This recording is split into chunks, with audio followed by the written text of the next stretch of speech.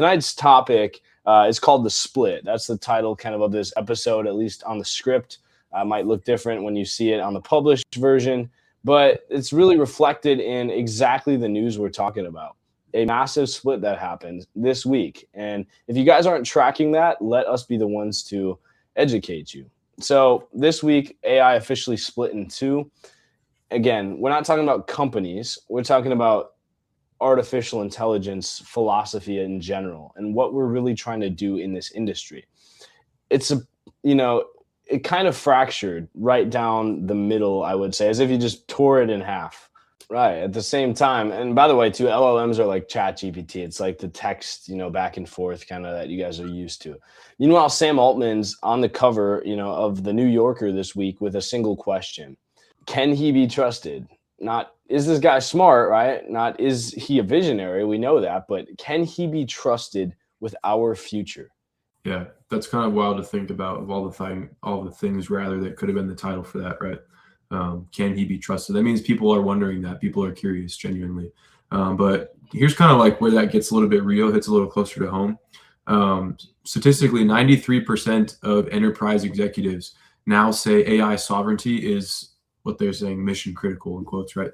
That number was 41% 2 years ago, for a comparison. So if you guys are thinking, like technology advances at an exponential rate, 41% 2 years ago to 93% today.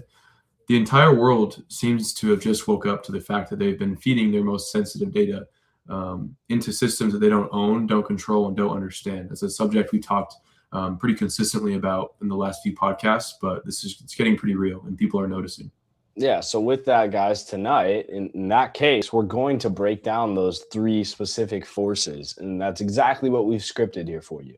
This is exactly the information that's going to tell you how everything's being reshaped right now. The technology, the split in it, the trust crisis, and more importantly, how sovereign is for you, right? Who likes tech or AI or just wants to keep up with the news, but as a human being who's guaranteed to be impacted by this system. How does that sound? Yeah. Sounds awesome. Let's get into it. All right. So we'll set the stage as we do, right? Because most people heard AI term and they want, right? They think technology, Claude, maybe Gemini, Grok, right? They're all the same thing. Isn't that, what people would think, right? Yeah, I think most people's perception of it is that it's kind of all just one conglomerate technology that does the same thing, comes from the same places, right? That's definitely the perception of most people, I'd say. Within the space of people we're talking about in this podcast, that was also the case up until about a couple weeks ago, when even the people building these systems mostly agreed on the direction, right? They've been scaling the models, they've been making them bigger, they've been feeding them more data, giving them more parameters, making them compute more, all in an effort to earn more money. You know what I mean? And yeah, it's just that push, right? A brute force to get to the end zone. Yeah, and it's been working pretty well for them, as far as the end goal being to make more money, right? ChatGPT 4 was a leap, but it worked out. Claude got sophisticated. It's what everybody's using now to kind of vibe code and make their own apps. Gemini got multimodal, right? But something started cracking under the surface, if you will. These models aren't necessarily getting proportionally smarter. You double the compute and get maybe 10% better performance as we persist with time. So the scaling laws are kind of hitting a wall with the development of these LLMs. Yeah, and of course, that's when LeCun, who we know as the founder of AI, right, dropped the bomb. He's been saying this since, I think, like the late 80s, early 90s, really, but this week he said it out loud to a packed room at a conference. These models don't understand the shock, but to others it might. Just sophisticated pattern matchers. There's a series of weights that preference information that really comes from the internet and human sources. They just predict the next word, right? They'll treat a New York Times article as fact instead of an opinion like it is. A lot of times it's not intelligence. That's just a parlor trick at scale to seem as if it knows it all. Yeah, and to be fair, I mean, LeCun does have some skin in the game. It's not like he's just kind of out there with an opinion to say about it with no real backing or understanding. He's definitely pushing Meta's approach, which is more about real world models, the kind of AI that actually builds an internal representation of reality, right? not just language patterns, not just the predicting the next word thing, but his critique isn't wrong. Yeah, and here's the thing I think should really scare you guys and terrify a lot of people, right? He's not saying AI is inherently bad. He's a version of AI that's being right government system fundamentally limited. And we're building an entire digital infrastructure. We're firing people. We're changing our economy on top of it and because of it. Yeah. Yeah, it's kind of like the old adage, right, of building a house upon the sand versus stone, right? It's like building a skyscraper on quicksand and then kind of arguing about which floor to put the penthouse on. You know what I mean? Yeah. It's that makes just wakes me up to the fact that this bubble is coming, and Yeah. it was hypothetical, but we see that it's out now. And on the other side, right, the Sam Altman side, the Amode side, right, they're saying, no, we just kind of have to push harder, and we'll figure out these roadblocks.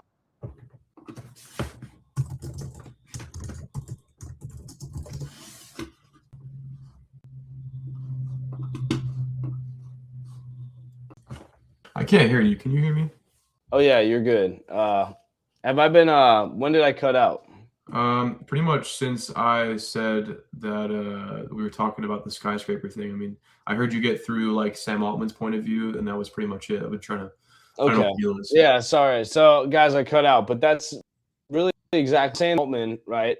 They're the other antithesis of this. They've been saying, no, we just need to kind of push harder and we'll get new results. We're not like limited necessarily permanently. We're just at the point like discovering AI. We have to turn a few knobs, right, and come up with new ideas. And just like making ChatGPT, we're going to make a new system. We don't know what we don't know, right? An invention can happen, or innovation can happen at any time. So they're saying AGI, right? General intelligence that can think, act, make judgments, like kind of like Claude Code or what Nova is doing on our platform, but at a human level constantly, right? Without needing to be prompted. That could be 2 to 3 years away. I'm that name before at Anthropic, and he's saying by 2027, or Hassabis, Demis Hassabis at Google, DeepMind, who's kind of like the Gemini side, right, is somewhere in between, probably 1 to 3 years, but very close here. Yeah, and that's kind of interesting. I mean, it sounds like we basically got the most powerful people in AI, the people controlling these massive corporations, publicly disagreeing on whether the thing they're building actually works the way that they've been selling it to us this whole time. Kind of wild to think about. Yeah, and I'll give them credit, right? It's like saying it's trying to predict where the internet's going to go, right? And what businesses are going to come up, the year after it's invented, right? But like, more importantly, nobody's talking about what that means for the billions of people, I would say, who are already dependent on it and whose jobs are at risk maybe because of it. Yeah, I'd say that's the real story that we should probably talk about, right? And that's why we're getting into Act 2. That's why we're here, guys. So let's talk about that. And more importantly, let's talk about what we hinted at earlier, especially with Altman, the concept of trust. And I think it's important because the New Yorker didn't just write a profile of Sam Altman. They wrote what felt kind of like a prosecution brief, right? And the central question that this has to do with has nothing to do with his genius or his strides in technology at all. Yeah, it's nothing to do with the company and its innermost workings, right? It was mainly about his character, about whether the person steering one of the most powerful technologies that human history's ever developed has the judgment or the integrity or even the accountability to do it responsibly. As we all would ask, right? And the answer the article arrives at, right, ambiguous at best. He's not necessarily, the next coming of Christ, right? They go into the board firing, right? He has a massive dispute with his team. The backroom deals, the way he consolidated power after the crisis. You saw the Tucker Carlson interview clips, right? Of accusing, like, he didn't accuse him, right? But he's like, it's really weird how your counterpart all of a sudden committed suicide with no intent or anything like that, too. There's really sketchy stuff going on here. And I think Carlson was asking great questions there. But it's like, there are things turning that shouldn't be turning when you're trying to present the image of someone calm, logical, and rational. And the portrait that emerges, right, is someone who's brilliant, relentless, and most importantly, I would say almost entirely unaccountable. Yeah, that unaccountable piece for sure should be something you guys keep in mind, right? What's kind of interesting to me, though, is I don't think it's just Altman. I don't think it's just OpenAI. It seems to me like this is kind of more of a structural problem. Seems like every major AI company right now operates the exact same way, if not extremely similarly. They take your data, they use it to improve their models, they sell the improvements back to you, right? It's not really anything new or unique. And at no point do you have really any visibility into what happens inside the black box or like what on the other side of the screen. You know what I mean? Yeah. We're all just guessing, right? We Yeah. assume it's working in our best intent. You don't know what systems are hooked up. That's what I call, I mentioned this yesterday too, the intention economy. Go watch the video from yesterday, right? Or the podcast. And I want people to really hear this because it's the most important concept that nobody's talking about. And I think you guys have to understand it. Yeah. I think it'd probably help the viewers if you broke that down for them. Yeah. So for 20 years, we've lived in the attention economy. You guys have all grown up. You're used to that, right? Facebook, Instagram, TikTok, YouTube, short form, right? Especially, they figured out how to capture what you look at, your clicks, your scrolls, your watch time. And all we grew up with was this intention, right? Of getting more followers, getting more views, getting more likes. And they sold that attention to advertisers, to businesses that have money and made Facebook rich. That was the business model. Yeah, people kind of got wise to it. They started figuring it out, right? I've said it a million times. I remember the first time I read that, it felt like so profound to me. But everybody kind of knows, right, that if a product's free, that means you're the product. It's like your data. That's what they're trying to extract, right? Everybody knows that now. It's not news. Yeah, and there's no such thing as a free lunch. But here's what changed. AI assistants don't just see what you guys look at. They see what you plan to do.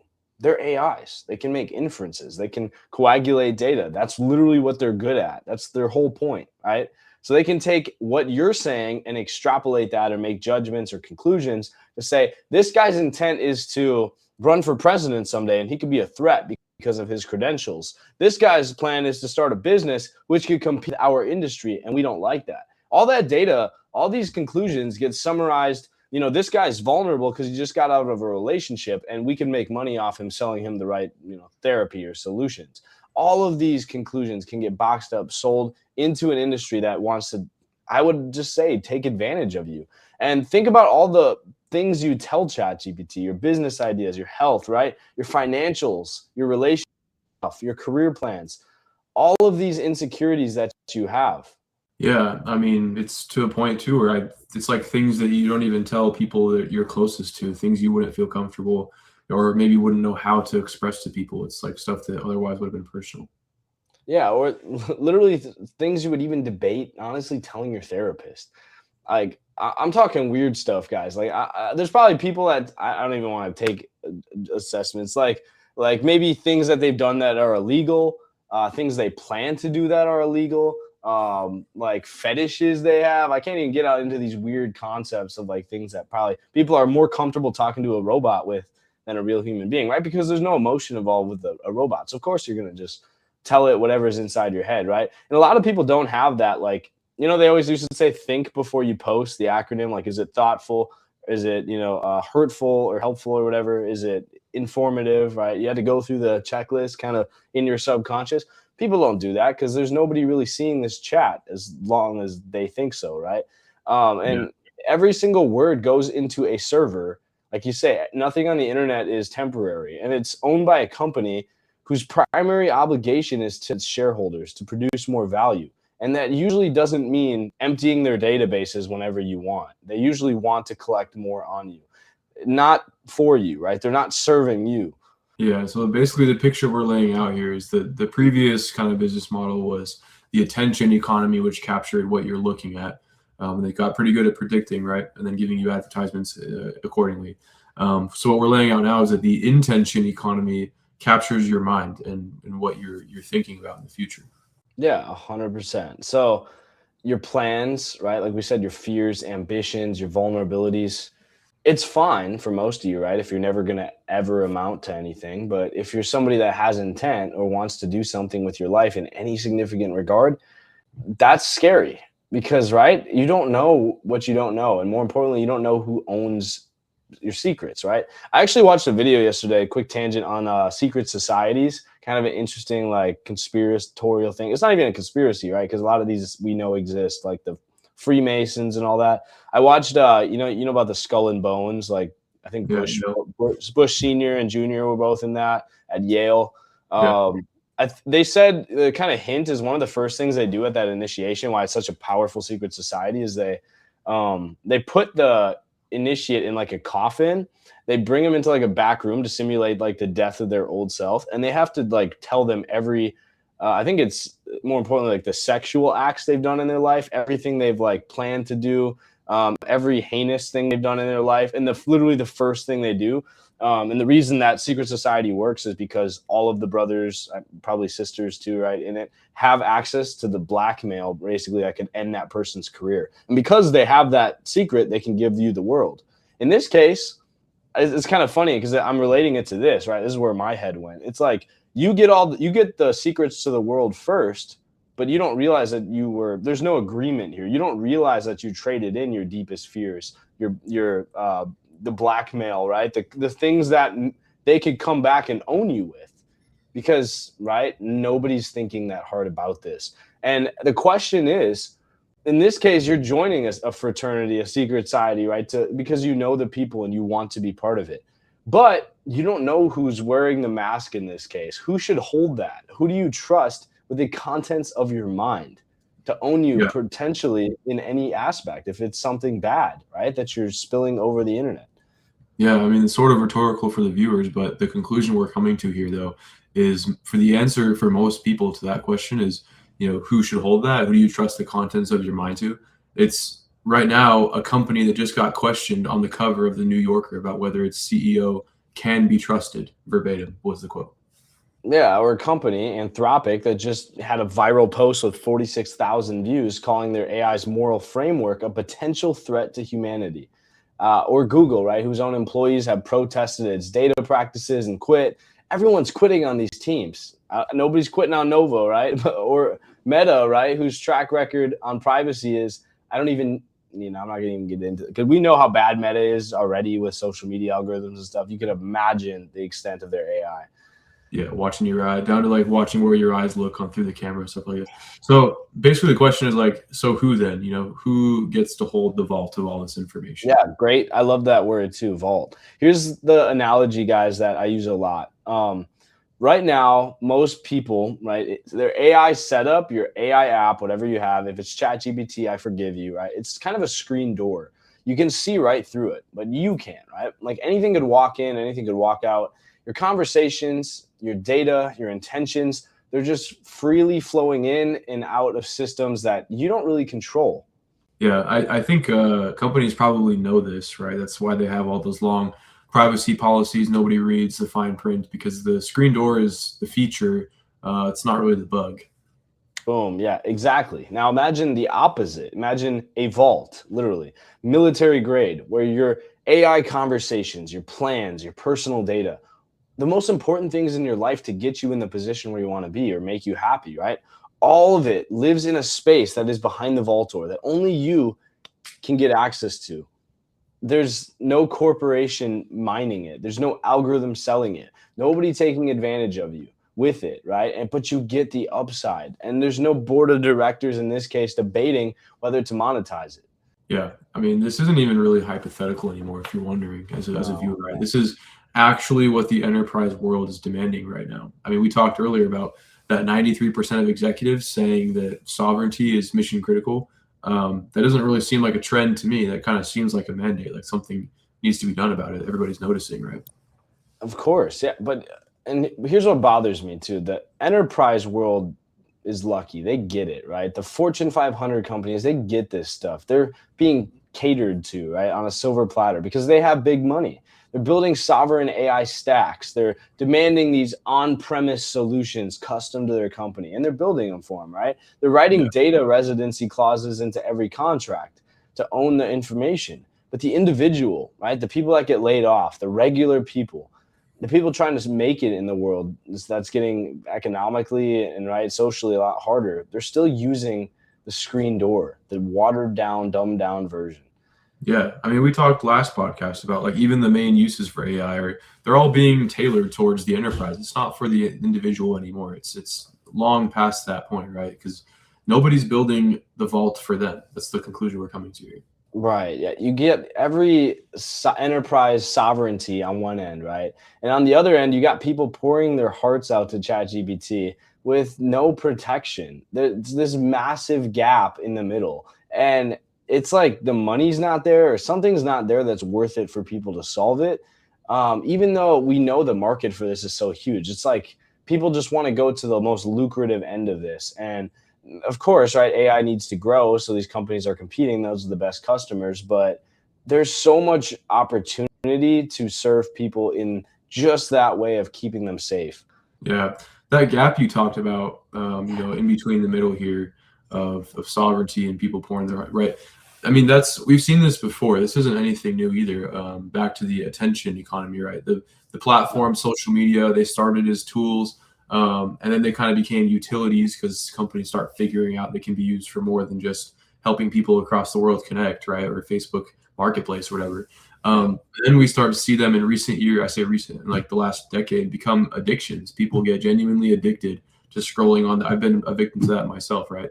And by the time people come to their senses, or I guess have the sense to like realize what's happening, it's too late. The data's gone. The algorithms are entrenched. They're literally like ingrained as a daily ritual, like a part of everybody's life. It knows you better than you might know yourself in a lot of instances. It knows your next move. And then the business model just gets locked in from there. I don't think this is anything new. Yeah, and I mean it's just concerning too, right? I mean, I don't. We need to think about AI in a way that's just different, right? All of these problems that we brought up. I don't even think they're like really eye opening to most of you guys, but we're kind of seeing the same thing just unfold with AI now. But the stakes that have always existed, that we talked about on plenty of podcasts before, right? If you've been following this, they're just like way higher now. That's really the only big difference. Social media is, captured your attention. AI is capturing your intention, as we said. And social media kind of knew what you liked, but AI knows, in this case, the scariest thing. And sometimes more than you do, what you're going to do, and that terrifies me, right? Because if it knows what you're going to do, if it knows what the next move on the chessboard is, how are you ever going to win the game, right? You aren't. Yeah. I guess then the question we're begging here is kind of what do people have as a solution? Because similarly to the phone and social media, you can't really just tell people to stop using AI. Like at this point, it's become, for a lot of people, us included, and obviously for what we're building, part of their everyday lives, right? It's too useful. At this point, you're going to fall behind as an entrepreneur if you're not using it, or even even in your regular everyday job. I know yours and mine career field, same thing. Like we could be accomplishing a lot more with the use of AI. So if it's not really feasible for us to just kind of eradicate it, what's the solution then? Yeah, right. Because there's always going to be a dumber person out there who maybe doesn't care about this stuff. They're going to be the person that gets taken advantage of. But in the short term, right, if we're talking about keeping your job or just keeping up the pace, people in your workplace that don't care about their privacy are going to keep leaking their stuff and information back or whatever, same faults. And it's going to be hard to keep up. You're going to look like you're slacking. So you got to have a tool, right? You got to have some way to level yourself up. And like he said, yeah, you can't just tell people to stop. You shouldn't really. AI is genuinely transformative and it's going to get better. But the problem isn't AI itself, it's the architecture. The problem, I think, is more in who holds the keys, if that makes sense. Yeah. Yeah. So less about, whether or not we're using AI, and more about needing an AI that is built and works for you without reporting back to anybody else, or being, in control of a conglomerate or even just one person. Right. That's the vault model that I kind of talked about, right? And it's built on a principle that, I learned in the military, need to know basis, right? In classified environments, in CUI situations, information is compartmentalized. We talked about that yesterday, right? Even if you have a top secret clearance, you only get access to the specific information you need for your specific mission, right? Like we said, sometimes the president isn't even briefed on certain missions because it just isn't relevant to them to know that stuff. You don't get briefed on anything other than what's critical, nothing more. Yeah. Yeah, it kind of seems like that's then the model that we should be basing AI off of. It should work the same way.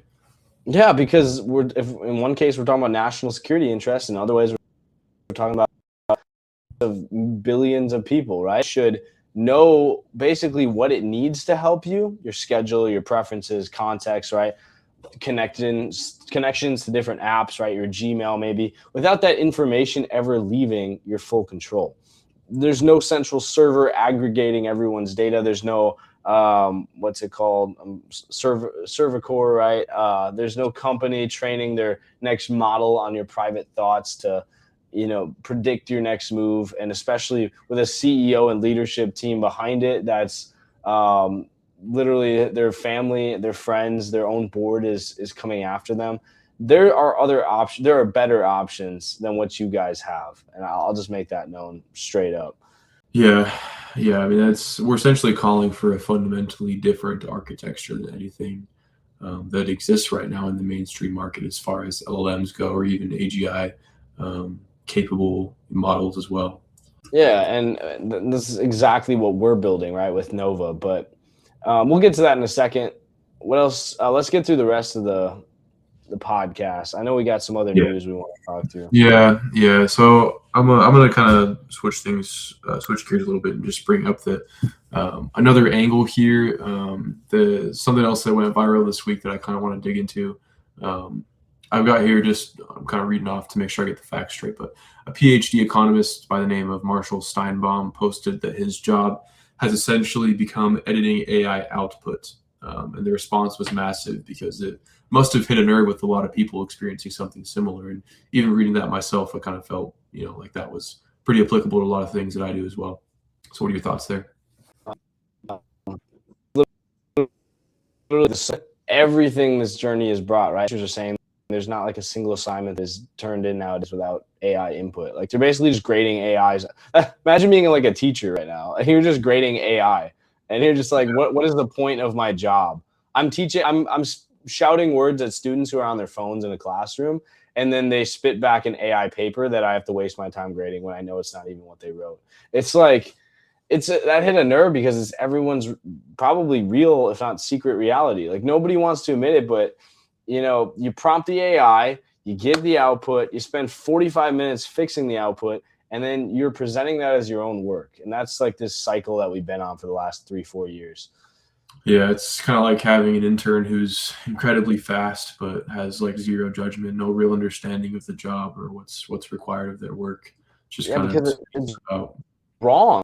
A lot of times, I don't even know what it's saying. And that's the economic problem that nobody's addressing too. Companies are paying for AI subscriptions to save time for their workers, and they're preemptively firing workers, right? We saw Oracle doing it, but time saved on generation is being eaten up on editing, fact checking, and quality control. Like again, you and I, right, military work and stuff. Like you could use an AI to do your project, but is it really going to pass the quality level that is good enough for what the customer is looking for what the end user of your requirement is looking for, right? Probably not. So you're ending up going back to the same cycle of, I could save time generating the content with AI. It looks really good because I at least have everything in one place.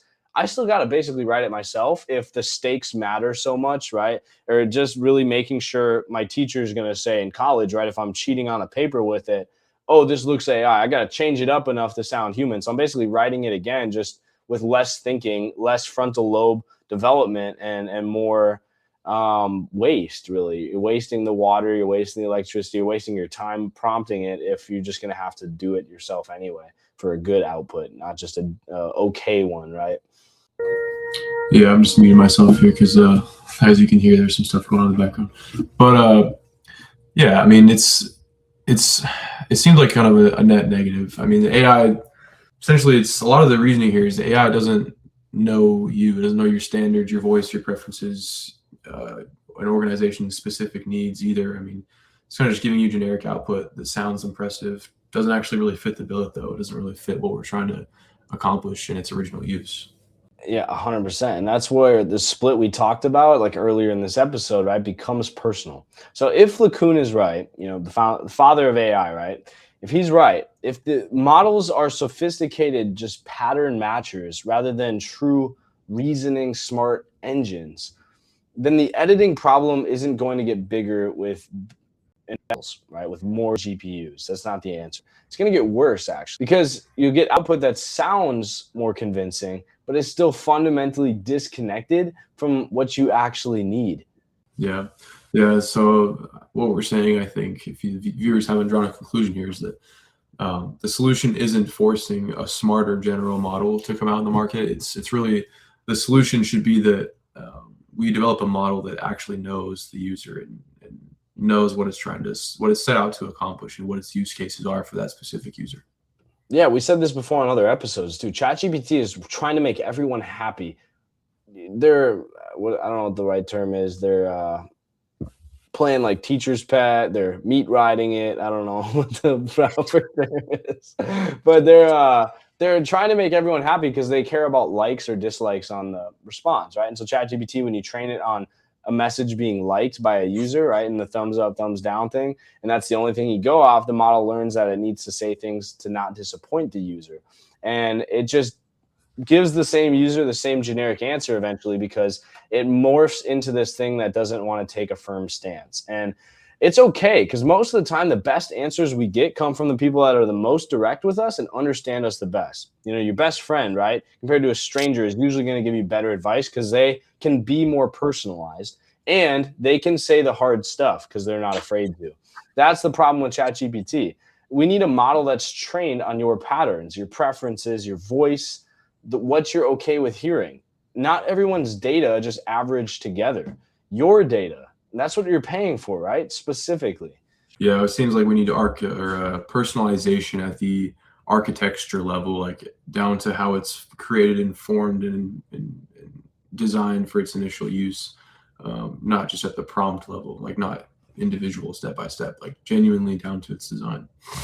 Yeah, we need our sidekick, right? Our Yeah. It needs to be like I think about like Master Chief, right? With Cortana, how it's kind of like she knows him and it's kind of cringy, but that only works if the model, right, that we're talking about, it can only really be custom if it lives in a vault. And the vault we mentioned earlier, right? Your vault, that this model and you have access to it. And you guys get to team up with your information that you don't have to worry about being leaked everywhere else to get you the answer. And then you talk to as much or as little as you want because you can't train a personal model on private data if that data is sitting on someone else's server being used to train a general model. It has to stay private.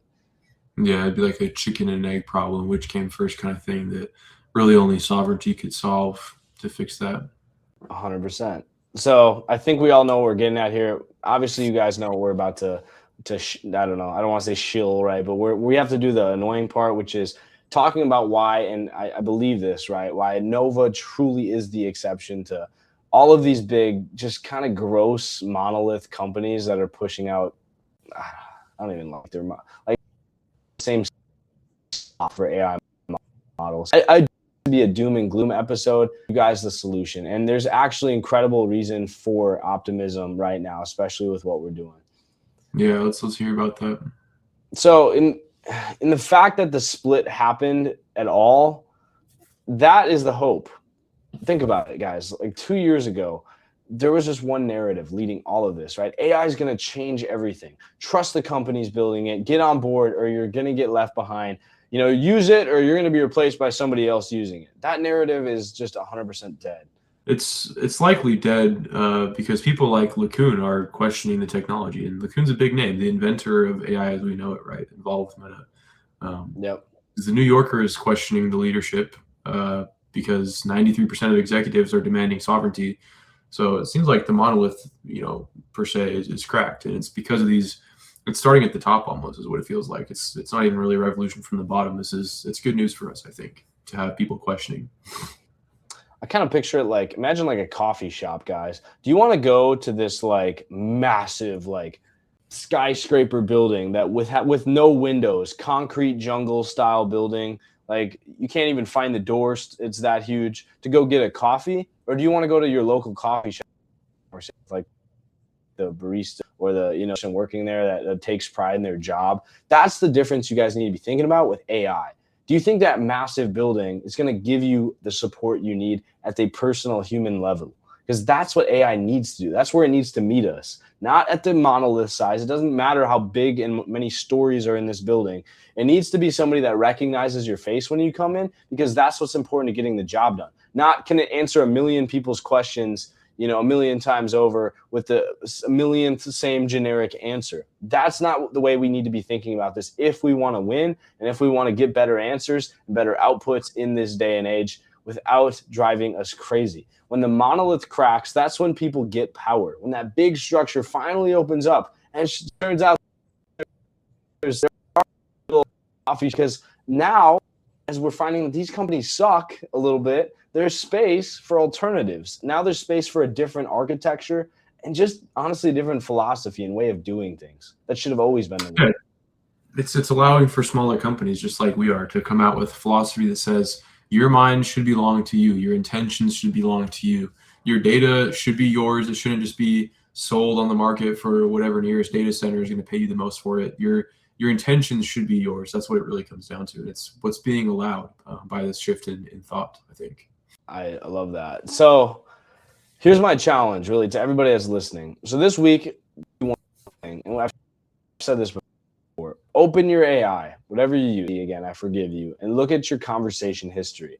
Read through it and go back a bit, right? You kind of know what the most important conversations you had are. You know where to find them, right? And ask yourself, if somebody else read all of this, what would they know about me? And would I be okay with that? Because it's kind of a sobering exercise, and I can speak from experience doing it myself. It's kind of like go back and read, and you don't even really remember asking AI as many things as you have probably if you're an everyday user. Things deep down is deep for me, like even using it just to help me with problems I'm having at home, just to kind of get right with my faith kind of thing. Like, does AI really need to know that? It's kind of crazy to think about. Yeah, it's terrifying because you'll realize that your AI knows more about your inner life than probably almost anyone, even like your partner, right? And then ask the second question. Who has access to that? Because it's definitely not your close friends, your intimate partners, your family, etc. Yeah, and if your answer to that question is I don't know, or maybe after watching this podcast you figure it's a corporation, then in that case you guys have to have Altura. Or just about your security. We know how unstable the world is. You can't risk losing this too. Yeah. So I've already, working on what we work on and made the switch, right? But for the people watching, where can they start? Yeah. So I would recommend you guys, the very first easy thing to do, as we've been talking about this pretty much the whole time, right, is go to Nova. Go to usenova.live. I'll put it up on the screen right here. Here's the website. Just have it up here. But go ahead and try it out. We'll actually work you right into the chat and help you figure out some ways that you can use our AI to easily, see things that you can do. I'm not going to fully sign in here, but just like ChatGPT, that's kind of our tutorial, right? But check it out. Realize that, our AI can actually outperform these a lot of times because we specialize. ChatGPT tries to serve 1 million people and build the model itself. We train the parts of the model that actually matter, and we specialize on having it do stuff that actually matters, not just providing a blanket answer. Is it giving good research? Is it actually helping you book your flight? Is it actually paying your bills? The things AI, we dreamed about it doing from the start. Now we're actually doing. And again, the website's right up here, usenova.live. It's the best place for you guys to start.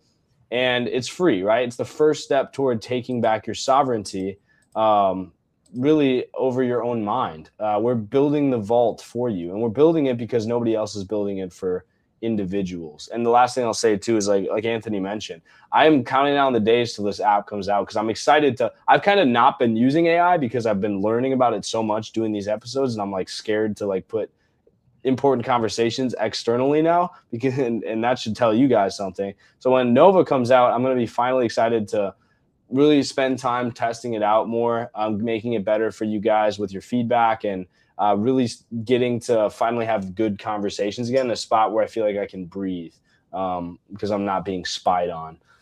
Yeah, I feel the same way. I've pretty much quit using all external, LLMs just for anything except for kind of just menial tasks asking for general information, right? That I could have just Googled anyway. But another perspective I want to offer too is if you're wondering what like why maybe if you're not quite convinced yet, right, of why you might need to consider at least just switching to an AI that offers you some level of protection against this. Um, Consider like why is it that the enterprise world that we mentioned earlier of all these AI companies have their own sovereign AI stacks? They're not using the same models you are. It's their own sovereign AI stacks, right? Even the government has classified systems. Every important agency out there or corporation that's doing something understands that security is a problem and they're doing something about it. And if that's the case, then would you as a regular person or entrepreneur or whatever it is you do, not deserve the same level of protection? And if you feel like you do, and that's something you're interested in, that's exactly what we're offering. It's exactly what we're developing right now.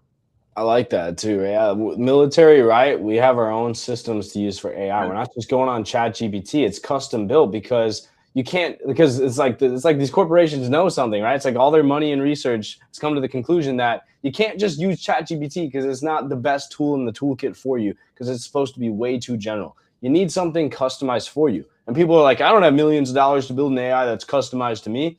That's our mission. We're doing it and we're making it affordable. It's $10, guys, if you want the fully elite version, right? That's what we wake up every day working on. And I genuinely believe this is the most important problem in technology right now. How do we make it solve your problems, right? Not how do we make AI smarter, but how do we make AI yours?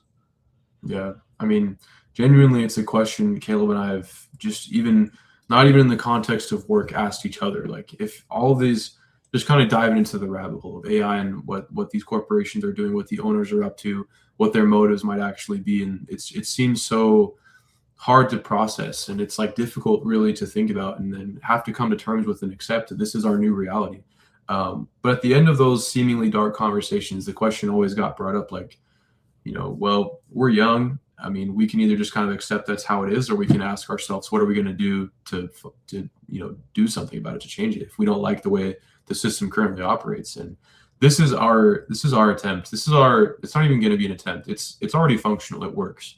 This is what we chose to do about it. And I hope that gives you some sort of confidence into like just the fact that we've made it because we ran into the issue ourselves, and we just sort of decided that we don't want to stand by and just kind of let this be the normal for people if we can help it, right? So well, that's really what lies at the core of why we've developed what it is we've developed, and why we hop on these podcasts, no matter how many viewers we get or who watches it in the back end, is because we're here to spread a message that you deserve that same level of security, that the companies taking advantage of your data and using, hard to say for sure maliciously, but seemingly maliciously, whether or not you consented to it because nobody's reading that long Privacy Act thing at the beginning of your use terms. Yeah, all that is this is what we've done to try and curve where technology is heading for people in our generation, the future, right? That are in this position now where we're just starting our careers, and if we're not using AI, we're going to fall behind. So what do we do about the fact that the current system is flawed? And this is what we've done. So hope that gives you some perspective too. It's just not like we're trying to sit here and shill and make a buck. Like, this is genuinely a problem that hits our hearts hard, and this is how we're trying to solve it. There's so many ways that the world is suffering right now. I know, like, you could argue socially, politically, economically, right? And the best move isn't to start pulling out guns and starting a revolution, right? Nobody's going to war like that. The war and the way we make change is very indirect. And the best use of our time and the resources we have is to make a change in the way other people think, right? When everyone thinks the same way, the problems will stop existing. I mean, think in the way of, right, difference, right, from what's the system has been pushing onto people, right? So when you have your eyes open, when you have the new solutions to the old problems that have been driving you crazy, you start to feel more hope and realize that there's good in the world, and people like doing things like us will continue to spur up. And I hope that you guys give them the attention that they deserve, even if it's not us, even if you hate Nova, right? Like, try to support the people doing good things, and the world's always going to usually reward you in some way for that. We can't, we don't have the budget of OpenAI, but I can tell you guys that if you're willing to trust in this movement and you put some faith in humanity, I think you're going to be much happier at the end of the day, using our system, in addition to the benefits, like it, being cheaper and all that stuff too. Like, just because you see that there's a there's a dark and a light force, and we want you guys to choose the best for you. Yeah. Yeah. So I'll kind of get off my little session here and just kind of do a quick recap for everybody here as we close out the podcast. Basically, what we talked about this evening is that there's 3 forces reshaping AI right now. Caleb, do you want to hit us with the first one? Yeah. So the first that we talked about again is the technology split. So, the experts disagree on whether current AI works the way it's been sold, right? Or if it's kind of plateauing.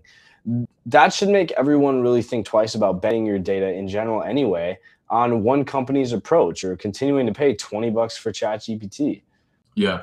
Yeah. So that's one. And then 2 would be the trust crisis, right? The people building these systems are being publicly questioned, by big name sources on their integrity and accountability, basically saying what they're establishing is that trust is earned, not assumed from the general public, from consumers. Yeah, and that's kind of leading into the final one, right? Like the consumer and the individuality, the sovereignty movement, the smartest organizations that we have in the world are demanding control over their own AI and their data too.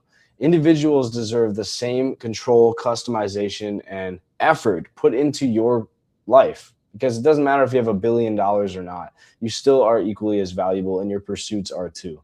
Yeah, absolutely. The individuals deserve the same level of care, of privacy, of individuality as as enterprises do, as corporations do. So, in closing, it seems like the screen door era is ending, which leads us to the vault, right? And that's beginning now, and I hope you guys see that.